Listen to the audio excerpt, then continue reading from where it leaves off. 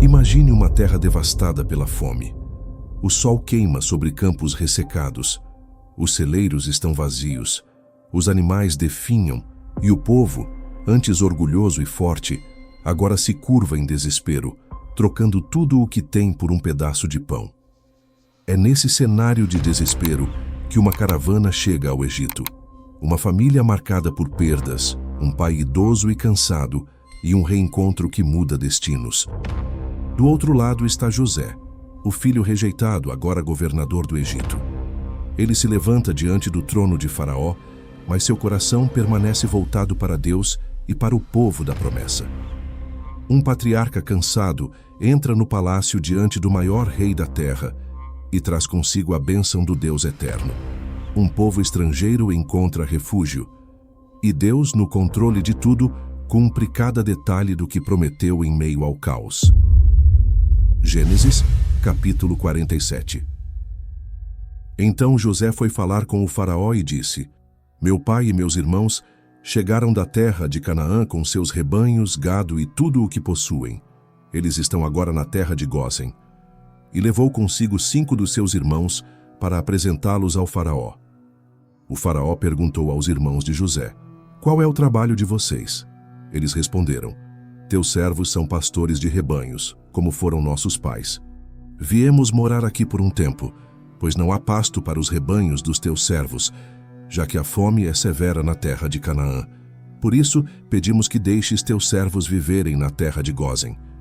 Então, o faraó disse a José: Agora que teu pai e teus irmãos vieram para junto de você, a terra do Egito está diante de você.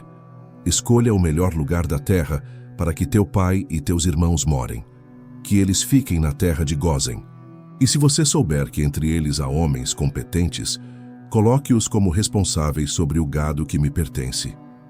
José então levou seu pai Jacó e o apresentou ao faraó. E Jacó abençoou o faraó.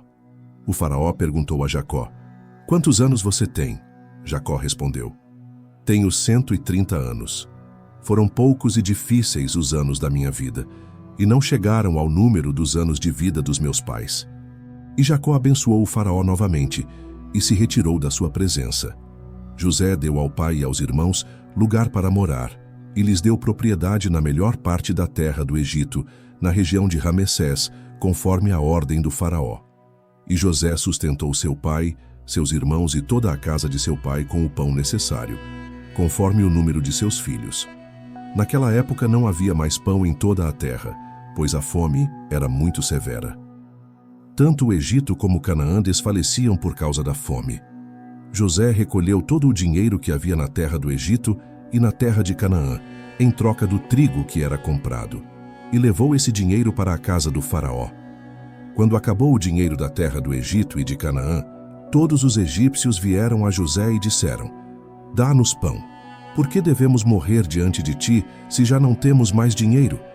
José respondeu: Entreguem seu gado, e em troca eu lhes darei pão, já que não há mais dinheiro. Assim trouxeram seu gado a José, e ele lhes deu pão em troca de cavalos, rebanhos de ovelhas, gado e jumentos.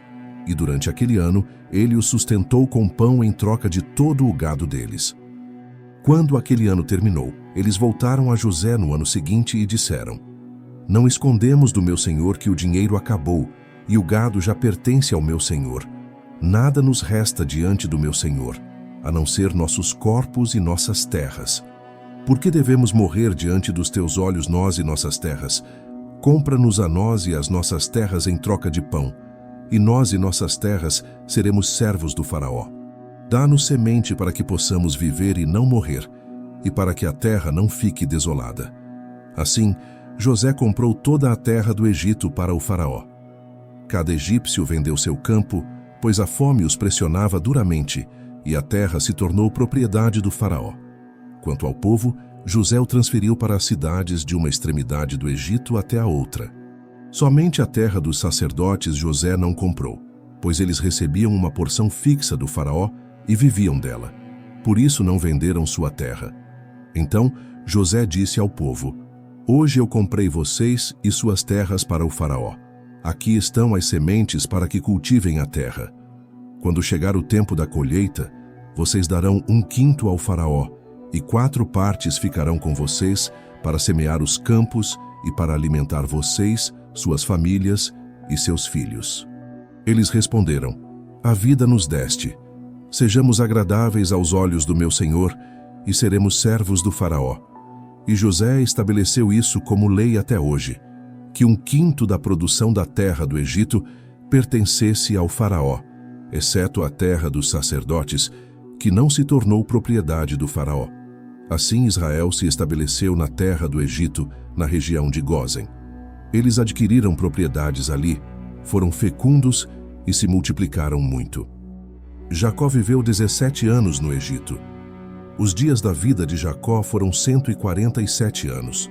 Quando os dias de Israel se aproximavam do fim, ele chamou seu filho José e lhe disse: se achei favor aos teus olhos, põe a tua mão debaixo da minha coxa e promete com lealdade e verdade que não me sepultarás no Egito.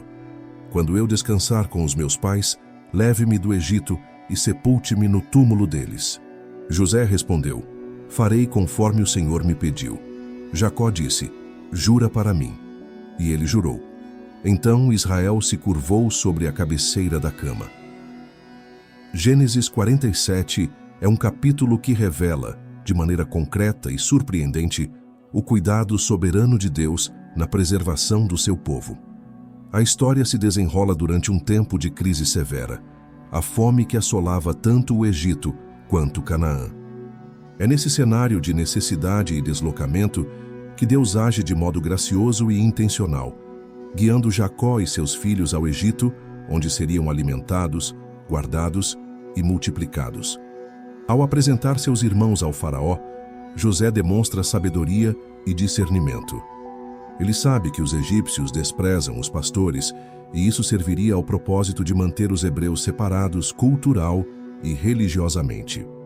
A terra de Gósen, fértil e isolada, torna-se não apenas um refúgio físico, mas um meio de Deus preservar a identidade e a fé do seu povo.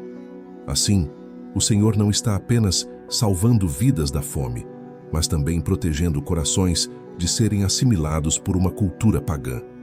Isso mostra que o cuidado divino não se limita ao que é visível ou imediato, mas também se estende à integridade espiritual de quem ele ama.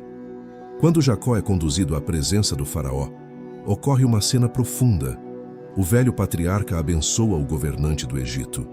Isso pode parecer estranho aos olhos humanos, mas nas Escrituras é o maior que abençoa o menor. Jacó, mesmo frágil e com a vida marcada por lutas, carrega em si a promessa de Deus e, por isso, possui autoridade espiritual. Esse encontro mostra que a verdadeira riqueza e importância não se encontram no poder político ou na posição social, mas na comunhão com o Deus verdadeiro. Jacó testemunha ao faraó sobre a transitoriedade da vida, reconhecendo que seus dias foram poucos e difíceis. Essa humildade não é uma reclamação, mas uma expressão de realismo espiritual. Ele viveu como peregrino, sustentado pela graça. Enquanto isso, José, como administrador do Egito, age com justiça e sabedoria.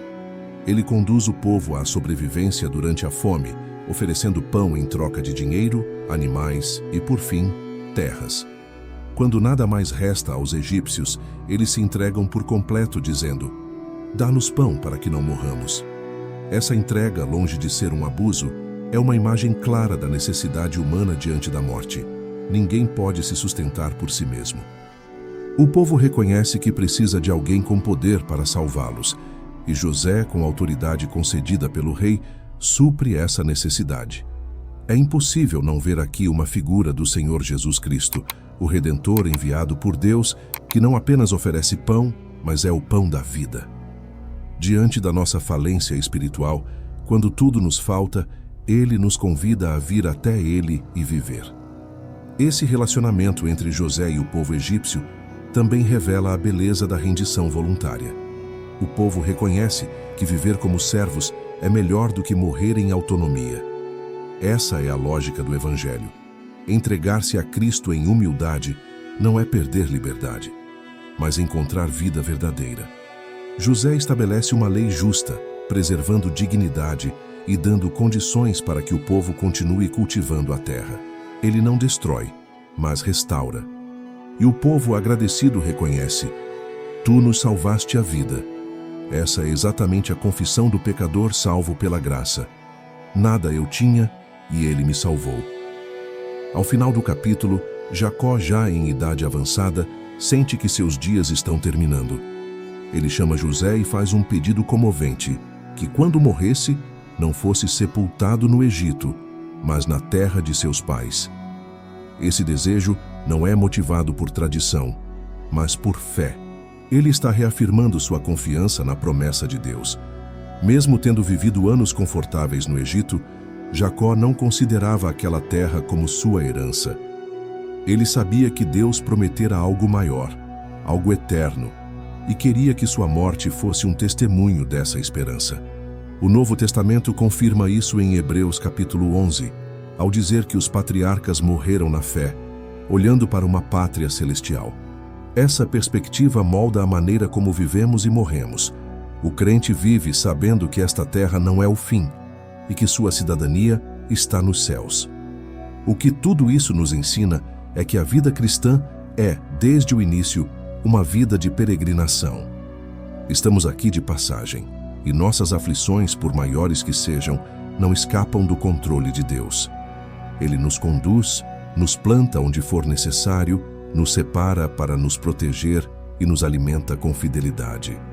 A fome pode ser grande, o deslocamento pode ser desconfortável, mas Deus permanece o mesmo.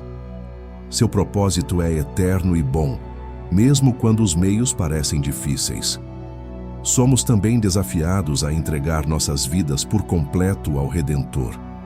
Quando reconhecemos nossa falência espiritual, que nada temos para oferecer, que nossas forças se esgotam, que o que possuímos não nos salva, estamos prontos para ouvir a voz graciosa de Cristo. Vinde a mim, todos os que estão cansados e sobrecarregados, e eu vos aliviarei. A salvação que Ele oferece é total. Ele nos dá pão, nos planta em sua graça, nos preserva e nos chama de seus. Viver para Ele é viver em liberdade verdadeira, e morrer nele é descansar com esperança. Por fim, o exemplo de Jacó nos chama a manter os olhos firmes na promessa. Mesmo após muitos anos no Egito, ele não se esqueceu de onde era sua herança. Ele viveu e morreu olhando para o cumprimento daquilo que Deus prometeu. Esse é o chamado do crente hoje. Não se apegar ao Egito, aos prazeres, riquezas ou segurança deste mundo, mas viver com o coração fixo na cidade que Deus preparou para os que o amam.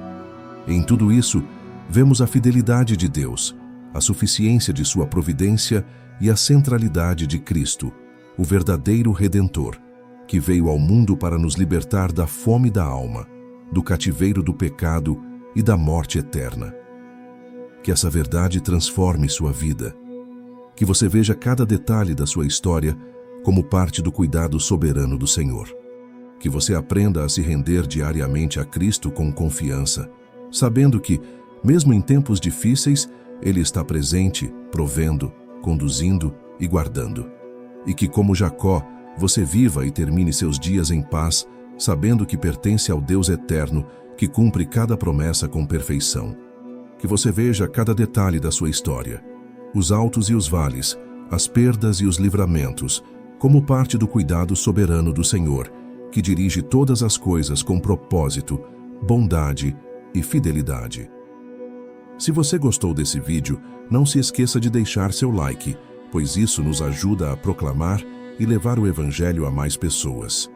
E se ainda não é inscrito, convido você a se inscrever no canal e ativar o sininho de notificações para não perder os próximos conteúdos. Que Deus abençoe grandemente a sua vida.